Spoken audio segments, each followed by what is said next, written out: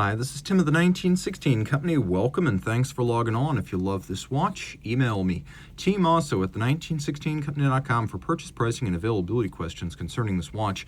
And this watch is a variant launched in 2016 of a model family that debuted in 2013. This is the gray ceramic version of the Blancpain 50 Fathoms Bathyscaphe. The Bathyscaphe in its modern form debuted in 2013. What makes this watch special is the full ceramic case. That means you're not going to really see any scratches, scuffs, or wears unless you do something phenomenally stupid. For all intents and purposes, these are indelible watches that will remain mark-free for their lifetime with you and their lifetime in all likelihood. So these watches are for those who want something fine but just cannot stand scratches.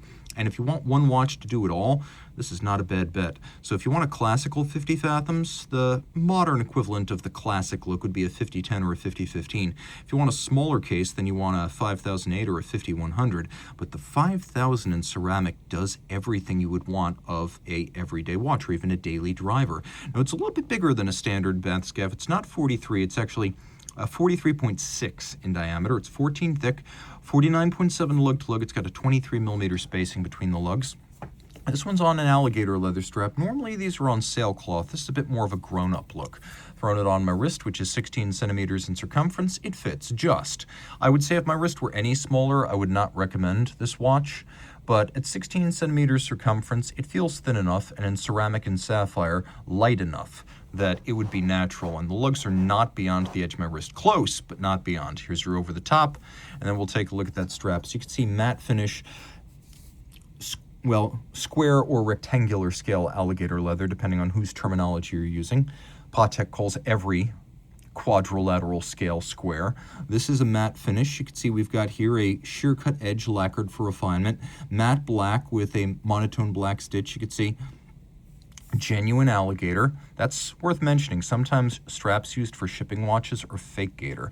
No crimping, no gouging. Jean Rousseau, which makes the OEM straps for De Bethune and FP Journe, among others. We like to dress up watches with a JR strap. They're beautifully made and made by hand.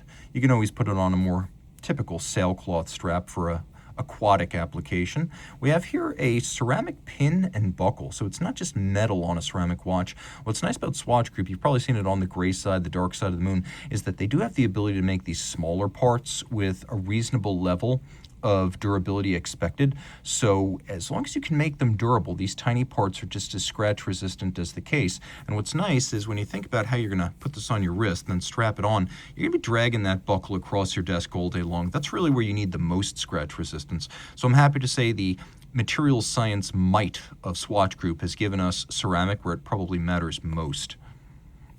Okay, the case. It is a Bathyscaphe, so it's got minimal beveling, squared off lugs, no crown guard, big crown. It's designed to look a little bit more vintage than a 5010 or a 5015. It's all brushed, subdued. It's an anti-glare look. It's gray ceramic. It works well. Screw down crown, 300 meter water resistance. A nice sharp and precise 120 click bezel. And we also have a ceramic insert, but it's a contrasting blue ceramic with metal inlaid. And this is the liquid metal, the type of metal inlay that will stay bonded for life. Take a look at the hands, which are sort of a hybrid of baton and syringe style. No shortage of luminescence. You can see the little pearl on the bezel, your dive timing reference. And I've always found that dive bezels are more convenient, generally more practical than chronographs, plus they don't have the big downstream service costs. Also notice luminescent seconds hand. I think it's important to know that your dive timer, or in this case your backup dive timer more likely, is running. Blue metallic sunburst dial. We've got a date disc that's the same color as the dial. Every brand should do that. Applique indices, and you can see that they're all actually blackened to provide a little bit more of an upscale sheen. We do have a couple of subsidiary setting modes. So we've got hacking seconds, so you can set everything to a reference time and set the watch to the second against a reference time. We also have a quick set, so you can rapidly cycle the date if you wish to do so.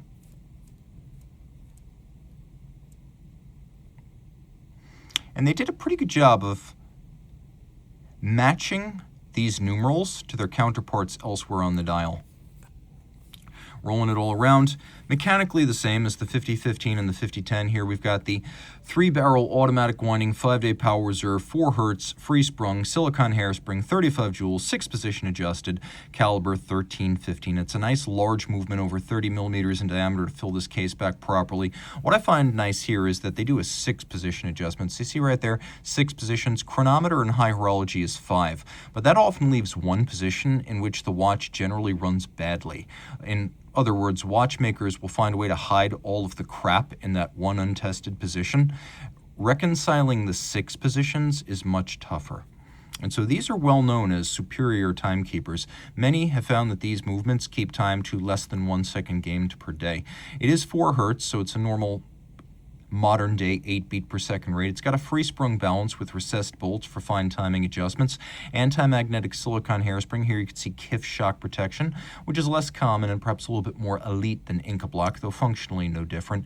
You can see that we've got a lovely snailing across the bridges and truly broad, jumbo-sized, mirrored and rounded bevels. Now, these are applied by a technological process of which Blancpain is justifiably proud. They are not true hand-finished bevels, but they do look more like them than just about anything else that's done by an automated process. We also have bevels in the screw and jewel sinks, satination on the wheels, in particular with the ratchet wheel, a lovely solarization, and then polished screw heads with chamfered slots in circumference. And I really like that they use this snailed pattern across the bridges. It feels more contemporary than something like Côte de Genève, and in this application that's quite important. We have an 18-karat gold rotor that features a combination of snailing, brushing, media blast, and beveling. It's a great looking movement. Reach out to Team Mosso at the1916company.com for purchase and pricing details of this 5-day power reserve, scratch resistant ceramic diver.